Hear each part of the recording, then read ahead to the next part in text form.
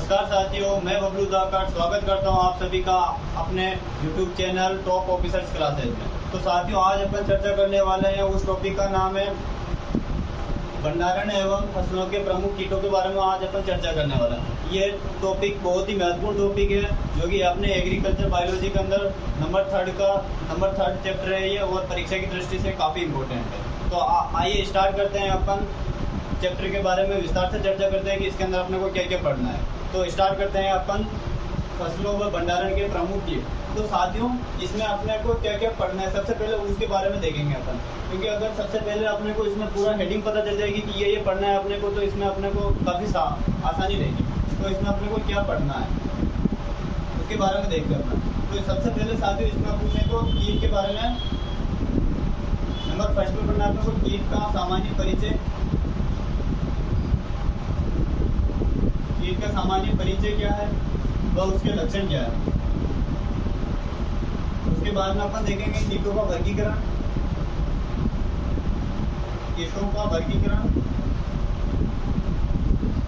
और number third पर देखेंगे अपन इसमें प्रमुख कीटों के बारे में। प्रमुख कीट जिसमें अपन देखेंगे कातरा के बारे में विस्तार से देखेंगे, सफ़ेद लट के बारे में विस्तार से देखेंगे, सफ़ेद लट हो गया, इसके अलावा टीटी के बारे में विस्तार से देखेंगे। तो इसमें अपन 10 कीटों के बारे में देखेंगे। इसमें सबसे पहला हो जाएगा कातरा, सफ़ेद लट, टीटी हो जाएगा। इसके अलावा गेहूं का तनाछेदक हो जाएगा, गेहूं का तनाछेदक। इसके अलावा अपन देखेंगे इसमें मोइला के बारे में देखेंगे, सरसों का मोइला उसके बारे में देखेंगे। एक अपन देखेंगे खपरा भ्रंग के बारे में देखेंगे। एक अपन देखेंगे चने का फलीछेदक के बारे में देखेंगे, चने का फलीछेदक। इसके अलावा अपन देखेंगे अनार की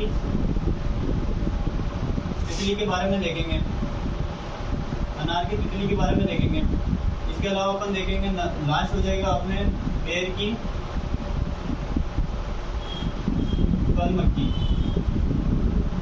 इन सभी के बारे में अपने को विस्तार से देखना है। तो अपने को क्या क्या देखना है, एक बार फटाफट अपन देख लेते हैं। इसमें सबसे पहले देखेंगे अपन कीट का सामान्य परिचय व लक्षण के बारे में देखेंगे। उसके बाद देखेंगे अपन कीटों का वर्गीकरण, जिसमें अपन कीटों का वर्गीकरण 4 अलग अलग भागों में देखेंगे, जिसमें अपन देखेंगे ऋतुओं के आधार पर देखेंगे अपन जो वैज्ञानिक वर्गीकरण देखेंगे, आर्थिक आधार पर देखेंगे। इसके अलावा अपन पूर्ण कायांतरण व अपूर्ण कायांतरण, या अपन कह सकते हैं कायांतरण के आधार पर देखेंगे। तो इस प्रकार अपन कीटों का वर्गीकरण देखेंगे। उसके बाद प्रमुख कीटों के बारे में देखेंगे, जिसमें अपन कातरा, सफ़ेद लट, इन सभी के बारे में देखेंगे। अब इन सभी के अंदर अपने को 5 पॉइंट इंपॉर्टेंट है जो सभी में कॉमन होंगे, उन सभी के बारे में अपने को विस्तार से चर्चा करिए।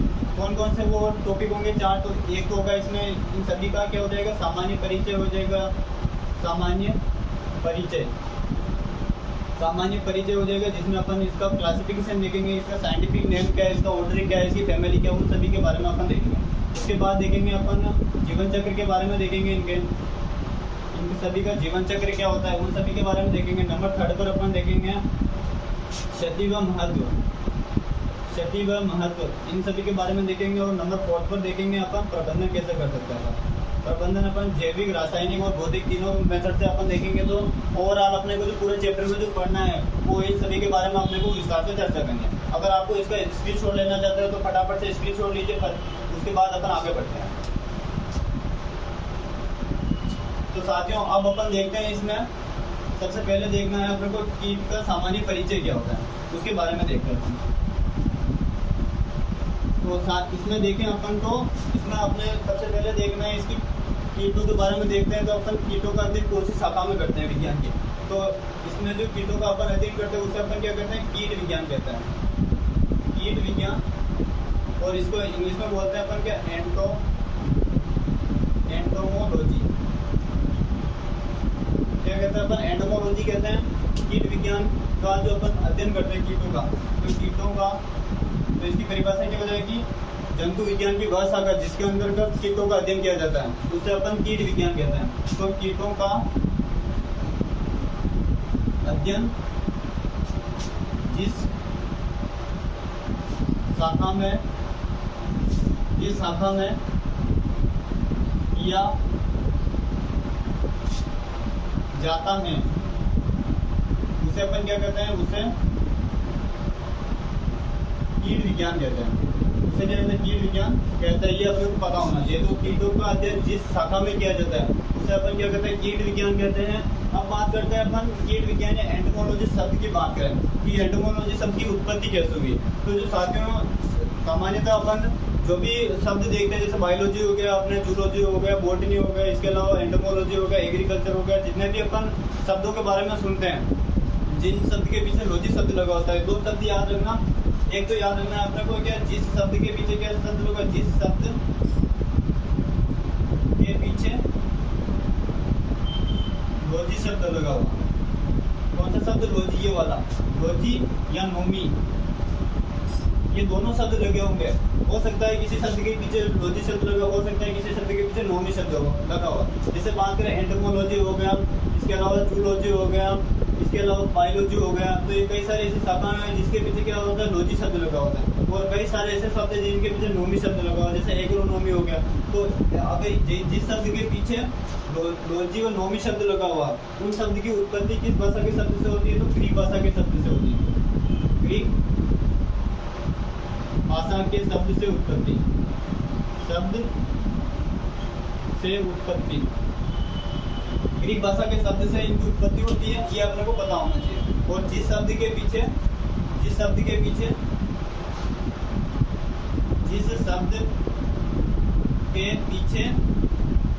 कौन सा शब्द लगा हुआ, जिस शब्द के पीछे अपने कल्चर शब्द लगा हुआ, कल्चर शब्द लगा हो, उस शब्द की उत्पत्ति कैसे होती है। कल्चर शब्द किसमें लगता है, जैसे हॉर्टिकल्चर हो गया, एग्रीकल्चर हो गया, अपने वर्मी कल्चर हो गया, इसके अलावा एग्रीकल्चर हो गया। तो ऐसे कई सारे ऐसे शब्द हैं जिनके अंदर अपने को कल्चर शब्द सुनाई देता है या कल्चर शब्द दिखाई देता है। तो जिस शब्द के पीछे कल्चर शब्द लगा उस शब्द की उत्पत्ति किस भाषा के शब्द से होती है, तो लैटिन भाषा के शब्द से, लैटिन भाषा के शब्द से उत्पत्ति, शब्द से उत्पत्ति। इन दोनों बातों को अपने को पता होना चाहिए। इसको आप कॉपी के ऊपर या नोट्स के ऊपर सबसे ऊपर इन दोनों शब्दों को लिखना। जिस शब्द के पीछे लॉजी और नोमी शब्द लगा होता है उस शब्द की उत्पत्ति ग्रीक भाषा के शब्द से होती है।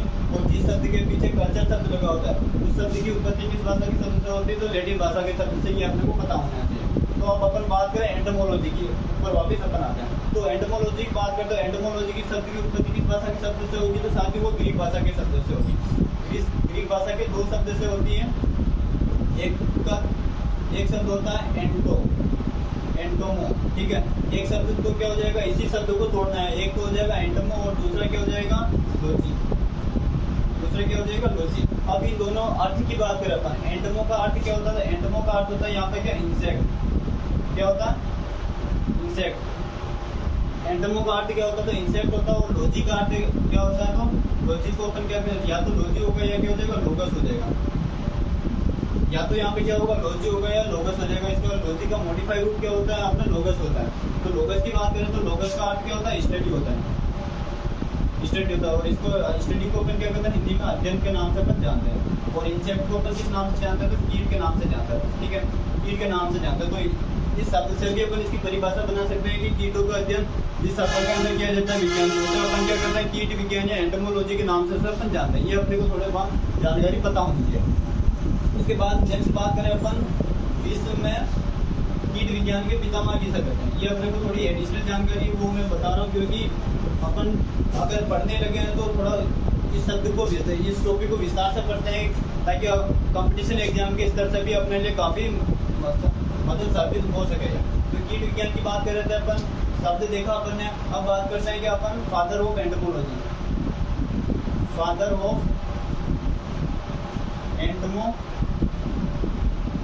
फादर ऑफ एंटोमोलॉजी कौन है, तो विलियम क्रिबी एक वैज्ञानिक का नाम है। उन वैज्ञानिक का नाम है क्या, विलियम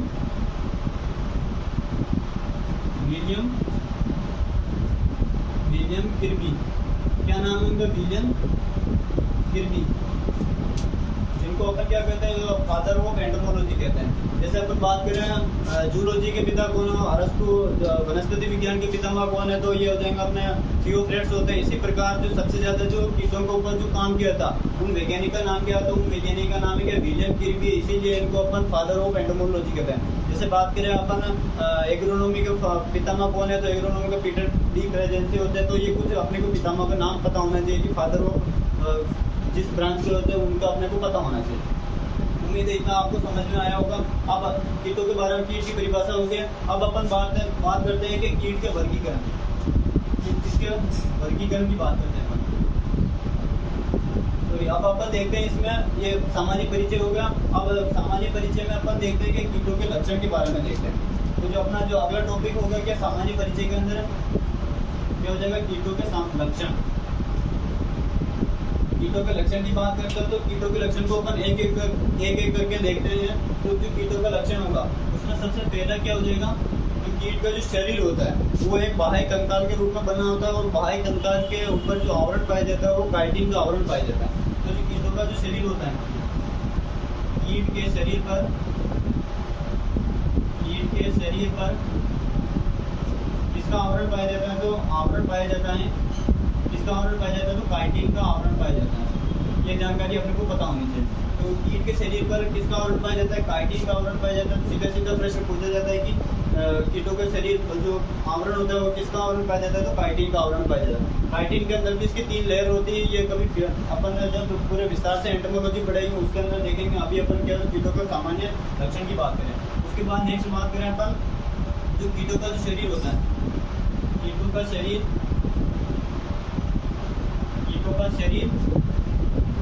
इसे 3 भागों में विभक्त होता है। 3 भागों में विभक्त होता है। 3 भाग कौन कौन से, एक तो हो जाएगा इसमें शरीर, सिर, 3 भागों में विभक्त होता है, सिर, वक्ष और एक हो जाएगा अपने उदर। कौन कौन से भाग होते हैं, सिर, वक्ष और उदर, ठीक है ना। तो कीटों का शरीर 3 भागों में विभक्त होता है, सिर, वक्ष और उदर। साथ साथ में आप नोट्स भी बनाते चलिए, जैसे मैं बता रहा हूँ वैसे आप इनको शॉर्ट नोट्स में लिखते चलिए ताकि आपको साथ में साथ याद होते चले। नेक्स्ट बात करते हैं अपन नंबर 3 की बात करें, कीटों का शरीर कितने 3 भागों में विभक्त होता है। अब बात करते हैं जो कीटों का जो शरीर होता है, कीटों का शरीर